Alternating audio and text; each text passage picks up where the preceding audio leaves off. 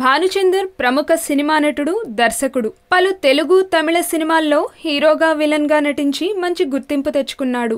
అడపాదడపా కొన్ని సినిమాల్లో సహాయ నటుడి పాత్రలు కూడా చేస్తున్నాడు. అయితే తాజాగా అలీతో సరదాగా ప్రోగ్రామ్ కి గెస్ట్ గా వచ్చిన భానుచందర్ అలీ అడిగిన ఒక ప్రశ్నకి తెలుగు సినిమాలు గడ్డి అన్నారు. మీరు దాదాపు 80 సినిమాల్లో హీరోగా నటించారు కదా, వాటిలో మీకు బాగా తృప్తినిచ్చిన సినిమాలు ఏవి అని అలీ అడగగా 4-5 సినిమా పేర్లు చెప్పి మిగతావన్నీ డబ్బు కోసం గడ్డి తినాలిగా, నాకు ఏసీలు, ఇంపోర్టెడ్ కార్లు కావాలంటే గడ్డి తినాల్సిందే, అందుకే చేశాను, కానీ నాకు జాబ్ సాటిస్ఫాక్షన్ ఇచ్చింది మాత్రం కొన్ని సినిమాలే అన్నాడు భానుచందర్. తిరిగి అలీ కొన్ని సినిమాల్లో యాక్ట్ చేస్తే అద్భుతం, మిగతావి గడ్డ అని ప్రశ్నించగా నా మైండ్ కి సంబంధించినంత వరకు అది గడ్డే. డబ్బు సంపాదించాలంటే చింతపండు వ్యాపారమైనా చేసుకోవచ్చుగా, సినిమాలే ఎందుకు? నా దృష్టిలో లాజిక్ లేని సినిమాలు కేవలం డబ్బు కోసం చేసినట్టే అన్నారు. అయితే తాను ఒక దర్శకుడు అయ్యుండి వేరే సినిమాల గురించి అలా